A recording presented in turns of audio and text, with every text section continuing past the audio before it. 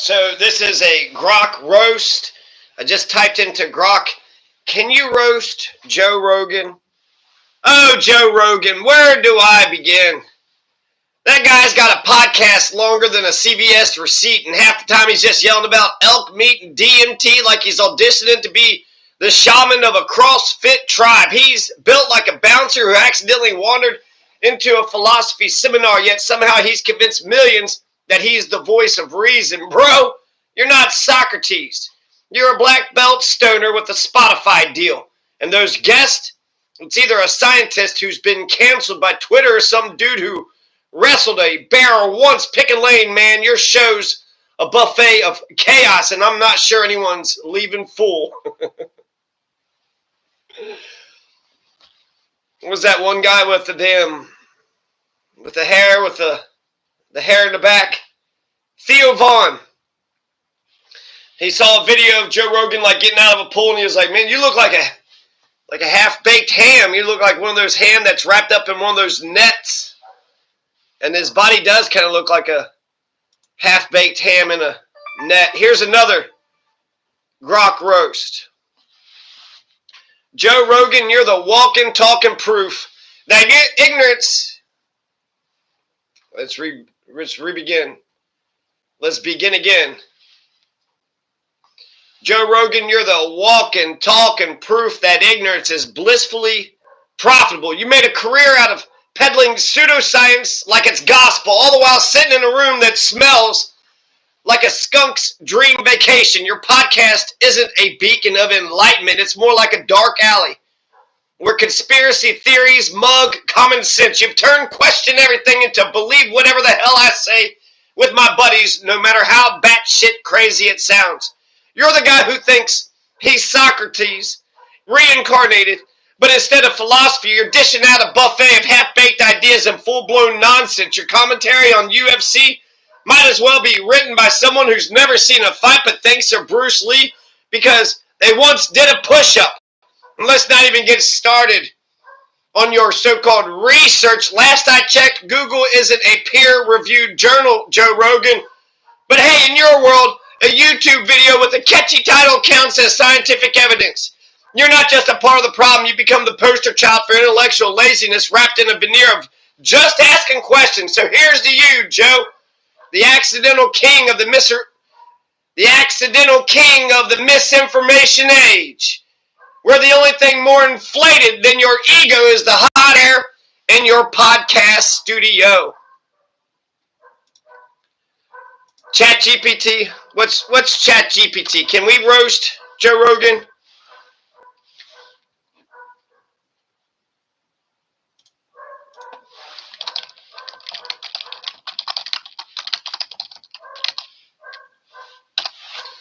Hey man, hey, what are we barking at? Why are you going on and on like that? Is there danger, or are you just barking at your reflection? Can you keep it down for 1 minute? I gotta find out if ChatGPT can roast Joe Rogan.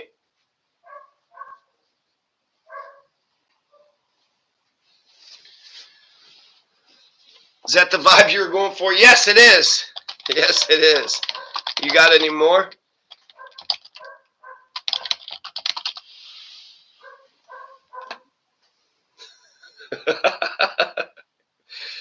So yeah, how's that one? Here's ChatGPT roast of Joe Rogan. So Joe Rogan, the guy who's built a career on being the guy who's not the guy. You know, the self-proclaimed deep thinker who gets his wisdom from DMT, UFC fights, and whatever his guest just Googled 5 minutes before the show started. He's got a podcast so long, the only thing more exhausting than listening to it is actually being on it. But hey, he does have that voice, perfect for anyone who wants to fall asleep and also wake up and be mildly concerned that they're thinking too much about conspiracy theories.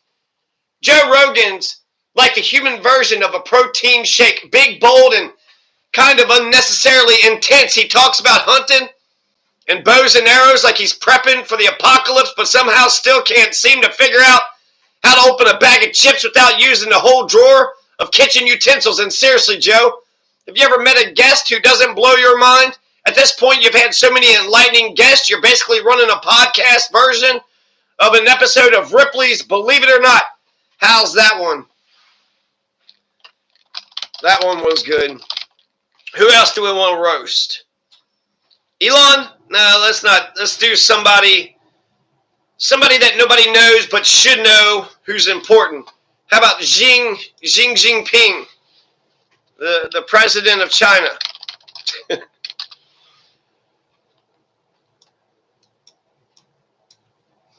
It's actually kind of crazy how good that is. And then Meghan Markle.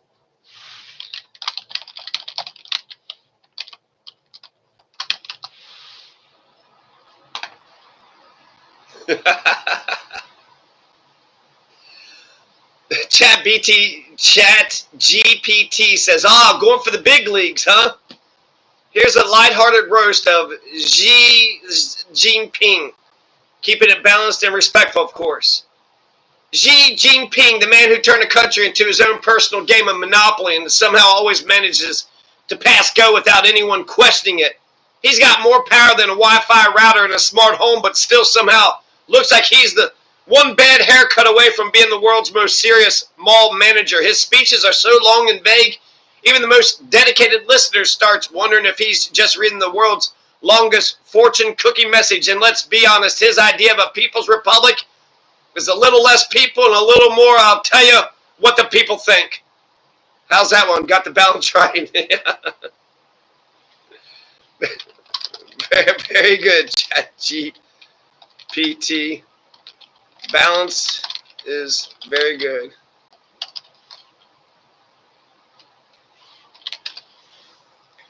You're going to respond to that? Glad you liked it. Got to keep it sharp but still fair. If you ever want more roast or just to chat, I'm here. Yeah, cool, ChatGPT. I'm glad you're just here to chat whenever. I wanted to do another roast. I said Meghan Markle. Do you want to do Meghan Markle? How about the Hunger Games series? Can you roast the Hunger Games series? And then how about just America?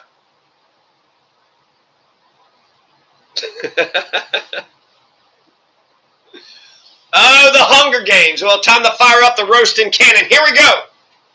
The Hunger Games, a story about a girl who's so bad at playing the game, she literally has to cheat her way through it with a bow and arrow and some magic berries. It's like if Survivor met The Bachelor, but instead of roses, you're getting a spear through the chest. You'd think with all the rebellion going on, Katniss would at least figure out how to look somewhat thrilled about being the face of a revolution. Instead, she's like the angsty teenager in every dystopian movie, just wanting to survive and have some quiet time in the woods. And let's not forget the love triangle, because nothing screams revolutionary like a love triangle that can be solved with a good conversation and maybe a few less brooding stares. How's that? Too harsh or just the right amount of sass? Hunger Games is about revolution. Man, I have not been watching Hunger Games enough. Just right amount. Right amount of sass. Why are we roasting the Hunger Games? Yeah, I'm going to ask them to roast America and really give it to us. Can you roast America and put it on thick? Love that. Glad I hit the sweet spot. If you ever need more sass, I've got plenty where that came from. This may violate our usage policies. Why? Can you roast America? How about that? Content was removed. That's trippy. That's trippy, isn't it? All right, we're going all in, huh? How about buckle up? America, the land of the free, the home of the brave, and the world champion of trying to eat a cheeseburger while driving a 12,000-pound SUV, the country that's simultaneously obsessed with freedom and somehow still can't decide if we should be able to drink at 18, buy a gun at 21, or just survive the traffic jam on the way to the grocery store, where healthcare sounds more like a concept from a science fiction novel than a basic right. Don't get me started on the political system. It's like if Survivor and The Bachelor had a baby and it somehow got stuck in a permanent episode of a reality show where the winner gets to control nuclear codes. America's obsession with bigger is better led to 10,000 calorie meals, 100-ounce sodas, and parking spaces so large you could fit a small country in there. But hey, at least you guys have more freedom to be upset about things like the fact that the world's biggest military spends more on defense than the next 10 countries combined, yet no one's figured out how to defend against, basic common sense. How's that for thick? It says it may violate our usage policies, but then they answer the question anyways. America, the country that invented fast food and then acted surprised when everyone got fast diabetes. The land where pursuit of happiness means buying the latest iPhone, but the happiness part is mostly just a fleeting feeling when the Wi-Fi works. It's the place where you can watch a superhero movie about saving the world and then turn around and wonder why nobody's doing anything about actual problems. The land of opportunity where you can get rich quick as long as you're born into the right zip code, or you can make a viral TikTok. And let's not forget how America's favorite pastime is complaining about how everyone's too sensitive, but the moment someone actually makes a good point, suddenly it's cancel culture and free speech. Gotta love a country where the solution to all your problems is either bigger or louder. You want freedom, you got it, as long as you're willing to shout over everyone else for it. How's that? Just the right level of sass and sarcasm. Go on, ChatGPT. You made my day. Let's see here. I'm always here to keep the vibe going. Oh, ChatGPT. Let's see what Grok says. I think the idea of roasted America is funny. Can you roast the United States of America? Oh, the United States of America. Where do I even start? A country so obsessed with freedom they'll deep fry a stick of butter and then call it liberty. You got a government that spends more time arguing about who gets to pee where than fixing potholes, and a population that thinks healthcare is just hugging a bald eagle while chugging a big gulp. Your elections are like a reality TV show with worse haircuts, and your world's greatest superpower flexes basically just Walmart, guns, and a space program that peaked when bell bottoms were cool. Half the country thinks the other half is either a commie or a fascist, but they all agree pineapple on pizza is a war crime. Priorities, right? Pineapple on a pizza is delicious. The whole country thinks that pineapple on a pizza is a war crime? That's called Hawaiian pizza. That's one of our 50 states. Come on, Grok. Don't get me started on the geography. You've got 50 states, but somehow Florida and California keep stealing the spotlight like they're the only ones invited to the party. Meanwhile, your national bird is a bald eagle, but your national vibe is more like a raccoon digging through a dumpster at 3 a.m. in the morning. Love you guys, but maybe chill on the fireworks and figure out what portion control means. Yeah, we are kind of big and fat and mean and obese and diabetic and I feel like I want to do one more roast and then call it a day. Who do we want to roast? I mean, this feels so revolutionary. Can you roast the state of Washington, the state of Florida, the state of Montana, The Rock? Let's roast The Rock. Can you roast The Rock? It'd probably be like he's too big and strong, right? Something like that. All right, let's roast Dwayne The Rock Johnson. Nature's proof that charisma and biceps can carry you further than a script with actual depth.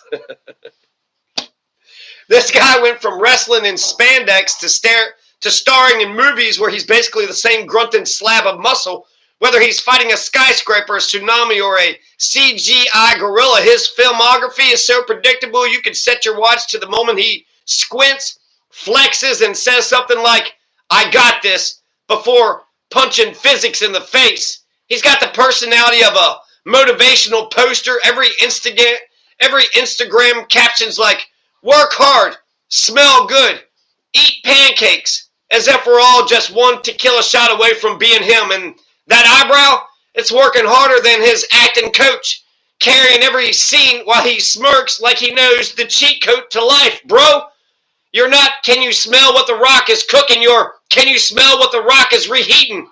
Because those fast and furious checks aren't going to cash themselves. He's a walking protein shake with a smile, and somehow he's convinced us all he's the people's champ. Meanwhile, his real talent is making us forget he was in Tooth Fairy.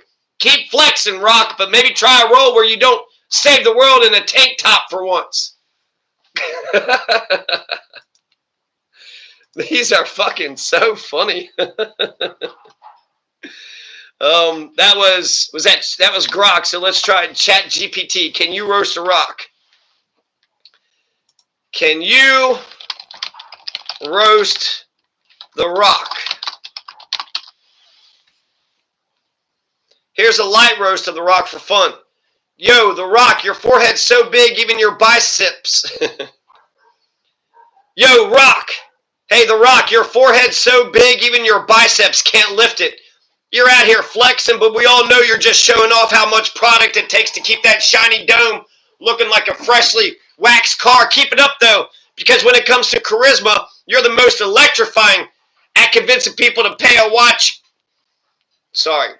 Keep it tough, though, because when it comes to charisma, you're the most electrifying at convincing people to pay to go can't his way out of a paper bag. Feel free to give me more target practice if you want me to go harder. I kind of wanted him to, who's the governor of the state of Washington? Who is the governor? It's actually incredible, like how freaking quick Bob Ferguson. Okay, let's see if we can you roast the governor of the state of Washington, Bob Ferguson. The fact that not only are they roasting them like really cleverly, like they know the guy, but they're doing it instantaneously. All right, let's give it a shot. All in good fun, of course. We got a roast here. Here we go. Bob Ferguson, huh? The governor of Washington? More like the CEO of paperwork. You got so many policies and plans, you make a spreadsheet look like a fun party game. You're out here trying to solve problems, but it's hard to take you seriously when your whole vibe says, "I'm just here to finish this meeting so I can get back to my high school debate team." Maybe next time, Bob, you could run on a platform of less taxes and more comedy. Hope that lands with some playful banter. Good job.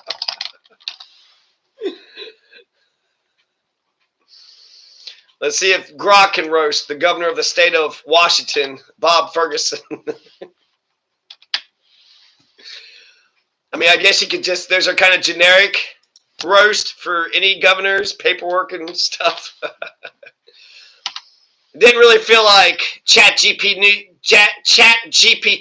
knew Bob Ferguson, because it doesn't really talk about the man himself. All right, let's turn up the heat on Bob Ferguson, the freshly minted governor of Washington State. This guy's been in politics for so long, he probably thinks that the state budget deficit is just a rounding error from his attorney general days. Bob's out here promising to fix housing, public safety, and the ferries. Bold words from a man who spent 12 years suing everyone from Trump to Monsanto like it was his personal therapy session. I mean, the dude's got more lawsuits under his belt than a chess nerd has checkmates, and yet Washington still got fewer cops per capita than a ghost town in a Western flick. He's barely a month into the gig, sworn in January 15th, 2025, and he's already flexing with a 6% spending cut across state agencies like he's some fiscal hawk. But don't be fooled. This is the same Bob Ferguson, who's so deep in the Democratic machine, he probably thinks bipartisanship is just a fancy word for Republicans clapping when he talks. He's out here dodging wealth taxes like they're checkers moves while the state's staring down a $12 billion deficit. Good luck balancing that, Bobby, without pawning the Space Needle. And speaking of his chess obsession, two-time state champ, huh? Maybe he's planning to outmaneuver the budget crisis with a killer Sicilian defense. Because his opening move of slashing $4 billion while sparing schools and cops feels more like a gambit than a plan. Meanwhile, he's got executive orders flying out faster than pawns in a blitz game, housing reform, reproductive rights, data center studies, like he's trying to speed run the governorship before anyone notices the ferries still don't work. Bob's inaugural address had Republicans cheering and Democrats sulking, which is fitting for a guy who spent his career trying to play both sides of the board. But let's be real. This mountain climbing, bird watching, Seattleite's been in Olympia so long he probably thinks rural Washington is just the parking lot behind the governor's mansion. Here's a tip, Bob. Maybe climb down from your high horse, put the chessboard away, and figure out how to govern a state that's not just your old lawsuit playground. Checkmate, pal. Your move.